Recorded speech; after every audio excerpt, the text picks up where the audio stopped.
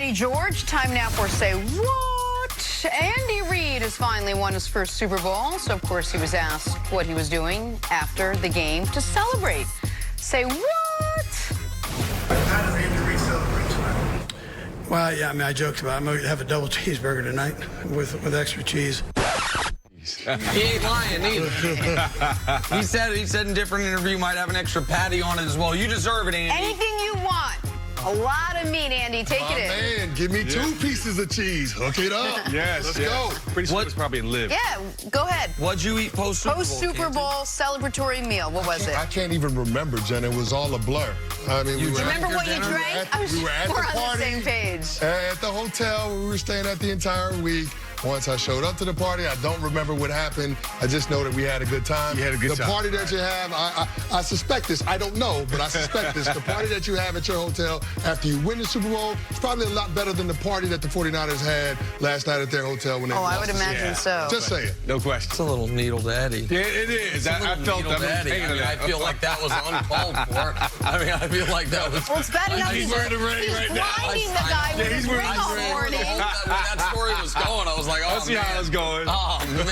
That's all right. We're good. Speaking of Super Bowls, Niners and Chiefs battling down in Miami. The question coming in was if Jimmy Garoppolo could carry San Francisco to a win, and the Niners quarterback almost did, coming up just short.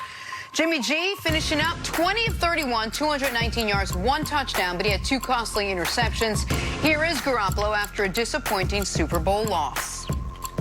It's an unreal feeling, something I've never felt before. I'm sure that none of these guys have felt before. It's but that, you know, the one positive you can take out of it is guys care about it. Guys care about each other. Guys care about this organization. You know, a lot of good came from this year. There's it's hard to look at it right now and see that good, but you know, a couple days down the line, you know, maybe look back and look back on it a little bit. Nick, would you blame Jimmy Garoppolo for their loss last night? It's not all on Jimmy, and the middle portion of the game, he was extraordinary. But the first 2 drives of the game, he was really bad. And the end of the game, he was horrible. And if you ask quarterbacks that make it to this level, here's the scenario. Ball in your hands, midfield, 2 minutes left, couple timeouts, down less than a touchdown. You sign up for that? Every quarterback worth the salt in NFL history would say yes. It's the situation against, by the way, a less than dominant defense. Yeah. Hey, the Chiefs even played better, and they played really well yesterday, I thought. But it's not like he was up against his own defense. Yep. And Jimmy Garoppolo failed in that spot. The coach, go ahead, Canty. No, I was just thinking to myself, yeah, every quarterback would probably sign up for that. But let me tell you the head coach that wouldn't sign up for that. Oh, Kyle Shanahan. Yeah. Because he had the same situation at the end of the first half, and it was tied. Yeah. So, I mean, I don't think I don't think if he doesn't trust him when it's tied at the end of the first half with a minute left, he's going to trust him being down 4 with 2 minutes left and 2 timeouts. 100%. But you saw why Shanahan didn't want to trust him. In the first quarter, he throws a terrible interception that, honestly, it maybe should have been returned for a touchdown if he just turns better upfield. And then he settles himself after that and completes 13 of his next 15 passes.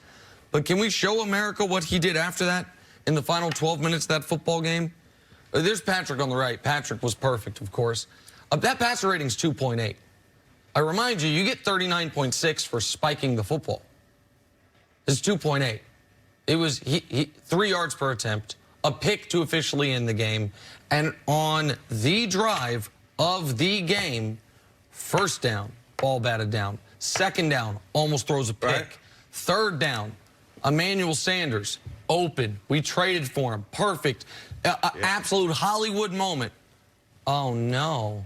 What happened there? I mean... And then fourth down, you take the sack after, by the way, taking a delay game that you can't afford to take. The refs just didn't whistle it in time. Right. So, no, Eddie, I can't put all the blame on him, but he had an opportunity to be a hero, and he failed to come through. Well, this is who he is at this point. I think he can grow from this opportunity.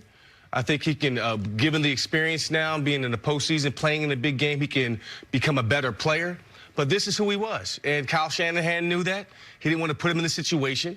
If you looked at earlier in that drive, the last drive, they ran the ball a few times, so he could still mask his deficiencies behind that. Correct. So you can use it as a threat.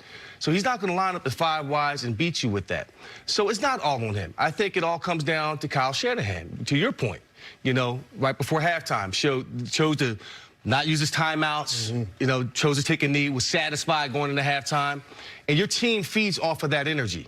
So it was like a little fear there. Well, we don't really want to put it in Jimmy's hands at this point in time because we don't know what's going to happen.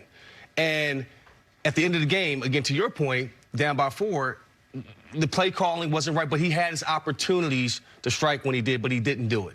So, you know, it's not all on Jimmy. I think that's the best, at this point in time, that's the best who he is. And Canty, I've been more critical of Shanahan than anyone on the set, but what should be said is Shanahan called the play that on 3rd and 10, with less than 2 minutes left in the Super Bowl, drew up a touchdown. Yeah, and Jimmy Garoppolo's got to drop that one in the bucket, and he couldn't.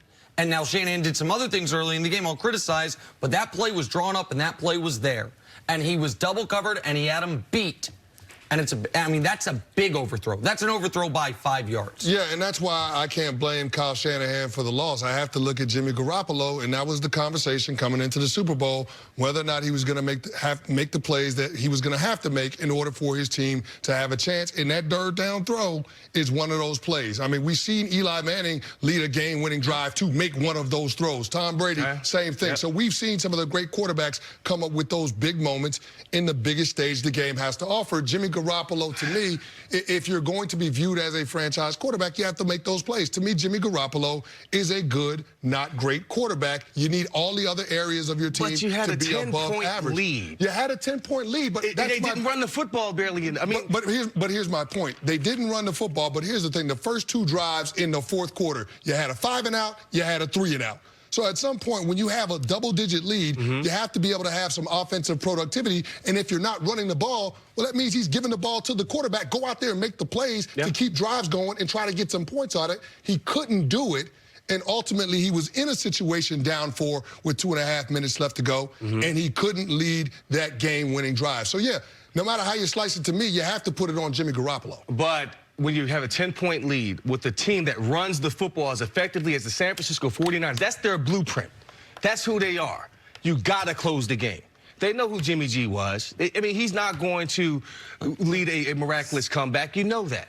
So for Kyle Shanahan, the play calling has to be on point, running the football effectively with the striking the balance between the two with play action. So it's not on Jimmy G. It's a collective effort. I think we know exactly who they both are, Kyle Shanahan and Jimmy G. They just weren't good enough in that moment to beat Kansas City. Unfortunately for Kyle Shanahan and for the San Francisco 49ers, it's a lot like Super Bowl 51. It's not all on the coach. Right. Because the player, you miss a block, you take a sack you can't take, you commit a holding penalty, you can't commit. But it's not all on the coach. It's not all on the quarterback. It was a perfect storm of neither guy doing their job the way they needed to. And this is what Niner fans who were all in my mentions, I'll say that, all week long, oh, Jimmy G's going to show you. Why are you ignoring the numbers? He's top 5 in this, he's top 5 in that. Because we know who he is. He is not a guy, that if you have the ball and you have to go get a score, you feel good about. Just flatly, he's not. And you can bring up Niner fans all you want and hold on to 48-46 in New Orleans. I remind you, 48-46 in New Orleans, they are in 4th and 3 to lose, and a little dump off George Kittle makes everybody pay. And he's fine. He's not great. He's not terrible. He's fine. Unfortunately for him, fine wasn't going to be good enough yesterday. No, fine wasn't going to be good enough, and I know we got to get to break, but I got to get this out. When you have a quarterback that has shown that he can be skittish at times, like Jimmy Garoppolo, there are no good answers for your head coach. You don't want him to throw it when he's got a lead. You don't want him to throw it when he's behind. Well, he's a quarterback. He's going to have to throw it at some point. And yesterday, when he had to, he couldn't get the job done. Well, I'll keep coming back to this. They gave a guy that they clearly don't trust $137 million. They're going to have to figure out something about him. I think they do it again because they got to the Super Bowl. Because they got to the Super Bowl. Exactly. All right, Eddie, stick around. Coming up, is Patrick Mahomes proving he is the most clutch player in the NFL? That's next on First Things First. You left out the word history, Jen. Oh, I did I?